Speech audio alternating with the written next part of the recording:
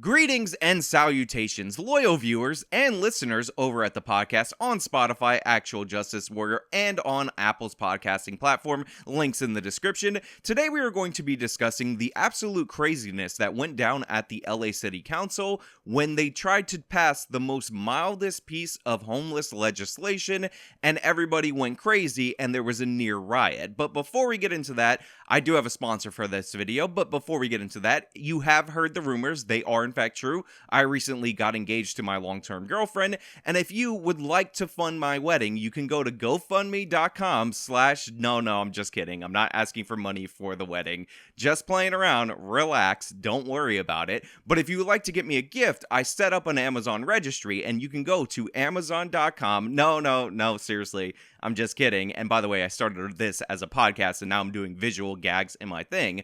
But whatever, it's all good. Thank you for your kind words. I'm just having a little bit of fun with you guys. And yes, I'm very happy with my decision. But before we get into that, sponsor transition, toss it, whatever.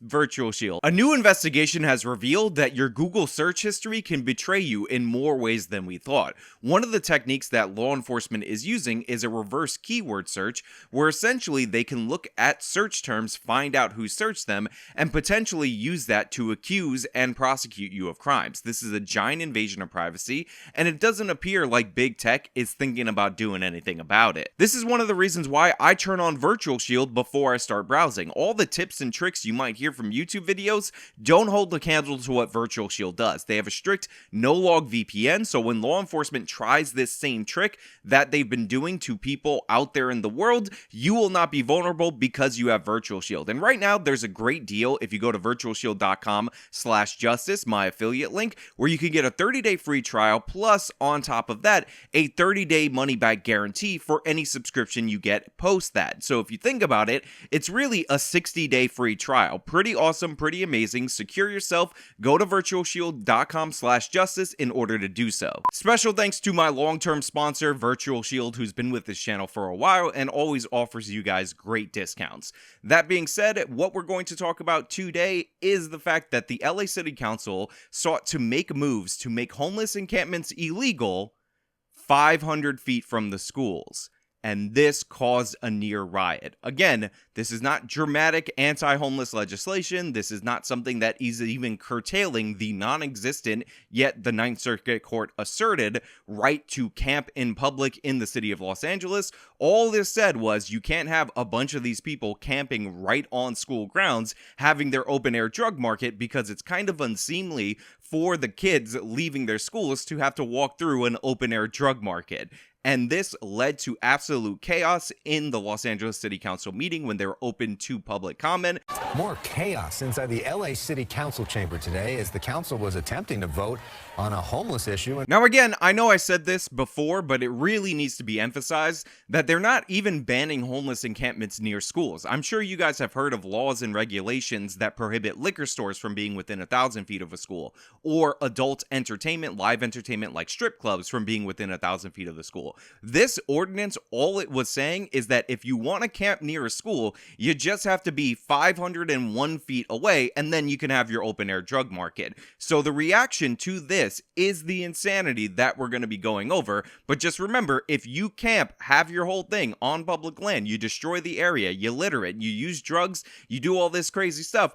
California was only trying to say, fine, that's totally good, A+, progressive, we agree with it, but at least keep it 501 feet away from the school instead of right in front of the school, right in front of the children. That is what people are freaking out about, just so you understand. For the second time in 2 weeks, the LA City Council meeting is interrupted by protesters speaking out against a measure aimed at banning homeless encampments within 500 feet of schools. I mean, honestly, can you see those 10 cities? Can you see how bad they look? Can you see how parents might be a little bit concerned that they have to send their children to their schools when all this stuff is directly in front of the schools, and maybe even the play area of the schools? Because, you know, these people are really angry about this minor adjustment in a ridiculous policy that is far too left-wing in the city of Los Angeles. I mean, honestly, look at these images and tell me you want this near your child's elementary school. And by the way, if you're somebody who is listening to this via the podcast, what I'm showing is an image of tents being displayed a mass amount of them and all the litter associated with them. And again, these images don't even show the needles and all the other problems with drug use that are affiliated with these homeless encampments. Before the council could vote on it for a third and final time Tuesday, a woman climbed over the chamber's benches.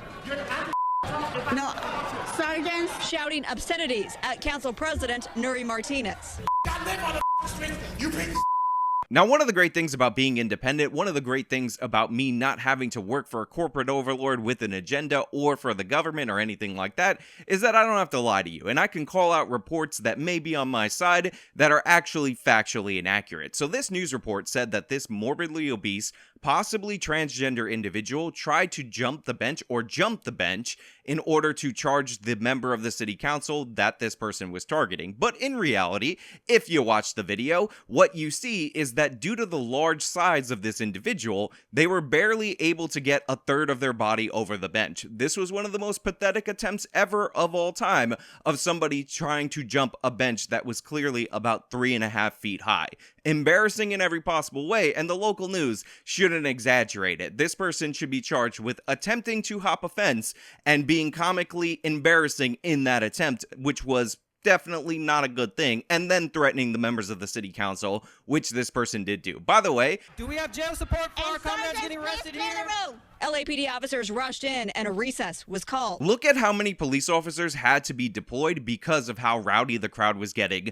Again, based on this mild legislation concerning the schools. Think about that every time you hear about the letter that Merrick Garland's Attorney General's office concocted with the School Board Association of America, or whatever they're called, I actually forget the name of that organization, about how parents confronting verbally school boards about the content of the curriculum are actually potential terrorists. The fact that they had to deploy this level of force in comparison to people being angry and saying mean words should tell you all you need to know, especially when one of these is a local story versus a national issue. Now you have individuals actually jumping over barriers to try to attack elected officials, and that's just simply not going to be tolerated. Now, to be fair to Martinez, this person was in fact threatening Martinez. However, we did discuss this, and I show you irrefutable evidence and proof that that person was fully incapable of jumping the barrier.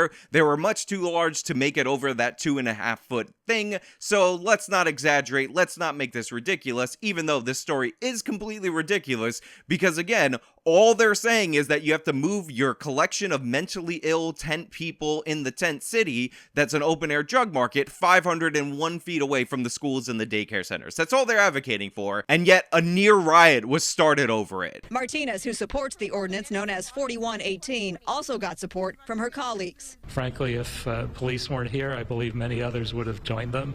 And to be fair, if not for the police, which a lot of these city council members have voted to cut the funding of, this likely would have gotten a lot more out of hand. It's funny how all of these people who are championing defund the police and all that other nonsense, most of the time throughout the course of the year when it's politically convenient, all of a sudden immediately turn to the police when an overly large person tries to jump over a 2.5 foot barrier and fails miserably. We the people have a voice about this 4118. About this 4118. The protesters say the measure criminalizes the unhoused and say the answer is more outreach, not more homeless sweeps. Look, I don't want to repeat myself over and over again and talk about how mild of a piece of legislation this actually is, so I'm not going to do that. What I'm actually going to focus on is this idea that the real solution is more homeless outreach, because in reality, there are homeless outreach individuals that go out and they're quite ineffective in Los Angeles, especially when you have the Ninth Circuit saying that there is a natural constitutional right ordained from God of the homeless people to have their encampments wherever they want. There's actually a story that I saw recently that's not really related to this ordinance of homeless people or people in RVs or people with broken down RVs camping outside of a neighborhood, running generators all night, and being able to skirt all these homeless outreach individuals by just moving their cars slightly so they don't violate an ordinance prohibiting parking for 72 hours or more. There are several vehicles, and according to residents on the block, there are fights, noise, and all these generators, you see them during the day, supposedly they're going all night. Why do you think it's okay, even if it's just you, to park in front of somebody's home and live there? Well, I'm not in front of somebody's home. Am I? There are homes right on the other side here. Yeah, there may be, but... There are homes and their residents right here, sir. Well, Why do you think it's okay to park here and live in front of their homes? Why is it not? If you think he's the only one thinking that way, the same comes from this encampment in front of an apartment building and in front of these homes where a steady stream of people arrive and leave on bikes and vehicles. And whatever happened to the ordinance about no homeless under bridges? Say those living in homes right next to them. Because I have been emailing everybody every day ad nauseum. They have to work with, there's fine print, and the LAPD's got to work with parking enforcement and DOT and, the homeless folks. And I was told by the council office, well, we sent the homeless advocate out there to talk to them, which they're supposed to do, and offered them alternatives. In the meantime, this past weekend, it was like, well, we live here. The natural constitutional right ordained by God in our Constitution, and it's definitely there because the Ninth Circuit Court of Appeals says it is in fact there, has real negative consequences for people who actually own property or just rent property and just want to live in a safe neighborhood that go far beyond the tent cities that you see. All this RV abuse, people in broken down cars, etc., just camping and running generators all night. This is a common occurrence in California. People living under bridges, the panhandling, again, the mentally ill people going untreated, the drug users leaving needles around for kids to step on. These are just some of the consequences of a circuit court being completely out of line with reality and left-wing legislatures just allowing the homeless problem to percolate so that they can hire people in the homeless administration office, pay them a bunch of money so that they will perpetually give services to these people, incentivizing more and more people to come and camp on the street and never actually getting any of these people off the street. We are actually causing death to the most vulnerable children that we have, which are unhoused children. So of course you have the victim off, because anytime you have left-wing people involved in a situation, they have to point to an even bigger victim. The issue at hand, again, is being within 500 feet of a school or daycare center, but here you have this person talking about how this actually is going to affect the homeless children that should have a national constitutional right ordained by God, that's definitely in the Constitution, to camp out near a school in a tent in an open-air drug market. These are the people that are going to be killed by this. These are the people that are going to be harmed, and I must say, if you're a homeless child, please, for the love of God, the state of California, get these children off the streets and away from their parents. I think we can determine that maybe you can't care for your kid if you can't do the basic thing like putting a roof over your kid's head. I think that's where we could draw the line and maybe get some of these kids off the street, not try to advocate for them to be able to camp within 500 feet of a school in an open-air drug market with a bunch of mentally ill people. We are actually causing death to the most vulnerable children that we have, which are unhoused children. Also, I said this before and I'll say it again, anybody who calls the homeless people the unhoused are participating in a tactic to try to shift responsibility for these people's own lives from themselves or from their immediate family members if they're mentally ill and can't take care of themselves to society as a whole. They are homeless people. They are people without homes. They don't have anywhere to live and they're living on the street. They are not unhoused. It is not up to society, the government, or anybody to declare a right to housing and move these people into ridiculously overpriced and construction boondoggle units like they're trying to do in Los Angeles. You don't have a right to a luxury apartment that costs $800,000 just because you decided to live on the street in an open-air drug market. And I know some people find themselves in bad circumstances, etc., and I understand that, and I'm not saying that you should treat these people as if they're subhuman or anything like that, but we have to acknowledge that the problems that they're experiencing, for the most part, are not normal problems with poverty. These are problems that are due to the fact that they have pre-existing mental conditions that are going untreated, and due to the fact that a lot of these people are drug users, and due to the fact that California actually does everything possible to make them more comfortable living on the streets, and there's a weather issue that makes it more enjoyable to be on the streets in Los Angeles than in other places, etc., There's a lot of things that go into it, but it is not the fault of people just living their lives who don't want to take their kids through these drug markets that these people are unhoused. They're homeless largely due to their own actions or pre-existing mental conditions or drug addiction or similar. That's what the issue is. The majority of the council disagrees and in a 11-3 vote passed the ban. This is an issue of restoring order. I don't know who's editing this segment for the local news, but they cut him off right after he said this is about restoring order. And yes, what we need in a lot of these major left-wing cities is a restoration of order. You can be kind to the homeless people without enabling them. And what we're seeing in all of these left-wing cities that see homeless spike dramatically is an enablement from the city councils and the state legislatures. And it's a good sign that even in Los Angeles, this turned around. Also, I got to close this out by pointing out the end of this segment. LAPD reports one person was arrested, a man, not the woman who breached the bench. Also, 3 officers sustained minor injuries. So the claim is that they arrested an unrelated man, not the woman that you saw jump the gate. And I just want to point out that this might be an issue of the person they actually arrested being the man that they're talking about. They might be talking about somebody who is a transgender or a crossdresser or whatever. And I'm basing that based on what I'm seeing and observing. So it actually might not be true that they didn't arrest the person who jumped the thing. And by the way, if they didn't arrest the person who jumped the thing,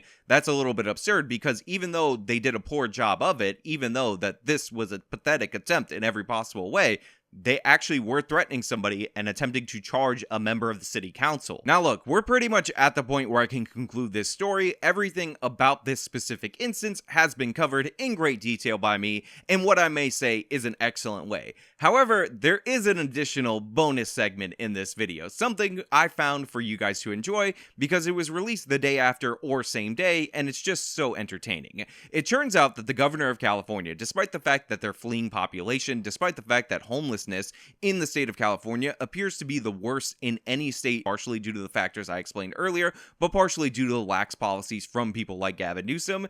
So he actually is releasing a series on hypocrisy among Republican governors. Yes, that is right. Gavin Newsom, while ignoring all the problems in the state of California, is campaigning for governor of the internet, I guess, by trying to attack the evil Ron DeSantis. So we're going to get a little bit into that, and I'm going to remind you that this is the same time that there's a near riot in Los Angeles because their city council was trying to ban people from camping within 500 feet of a school or daycare center. Hey everybody, it's Governor Gavin Newsom here once again with all of you seeking one thing. We all have this in common. That's the truth. And the truth is, every single night we turn on the TV, you see some of these freedom-loving governors, Florida, Texas, and elsewhere, railing against vaccine mandates, particularly COVID vaccine mandates. But the truth is, every single one of them, led by Ron in Florida, are mandating vaccines for your kids in their states. You can't get into public schools in Florida without 7 mandated vaccines. So my question to all of you, is that hypocrisy or is that just fraud? Yes, you heard that right. Gavin Newsom, in his campaign for governor of the internet, or maybe president of the internet, maybe he's going for that high-tier office, is talking about vaccine mandates in Florida K-12 schools and in Texas K-12 schools. He's saying you can't get in there without getting 7 shots. What a hypocrite about the COVID vaccine. Now, I need to point out that a lot of the things that we would typically mandate you get vaccinated for are diseases that disproportionately impact children because as a society, we don't allow parents, to a certain extent, to harm their children. On top of that, in the state of California, they have all these ridiculous moral objections to the vaccine, exemptions, whatever, and that has led to measles outbreaks in some of the most left-wing areas, wealthy areas, in the state of California. So if you're going to talk about all the exemptions and how ridiculous they are and how the mandate should be a true mandate, again, point the finger right in the mirror. But on top of that, maybe you should focus a little bit more on the needles that are unrelated to the vaccines that happen to be in all the open air drug markets that people are nearly starting a riot in order to keep near the children in the state of California. And also, let us never forget that when Gavin Newsom was closing wineries, the winery connected to his family remained open. When Gavin Newsom was banning you guys from having dinners indoors and shutting down restaurants and crippling small businesses and arresting people for opening their businesses without the clearance from the gods in the California state government, he was having private $2,000 dinners with a bunch of his buddies that are definitely better than you. So yeah, Gavin, buddy old pal, we would definitely be happy, and DeSantis would definitely be happy to talk about hypocrisy in relation to COVID policy with you. You're not ready for that conversation. population. I don't know why you're campaigning about the state of Florida. Maybe it's because California is hemorrhaging population for the first time in the history of the territory, but you're not ready for that, Gavin. Watch out, watch what you say, and be careful what you wish for. Now, that's all I really have for you guys today. Thank you so much for watching. If you like this video, then show me by leaving a like, subscribe for more content, follow me on all my social medias. You can support me via the support links in the description box of this video. This has been me talking about the thing that I talked about throughout the course of this video / podcast. Till next time.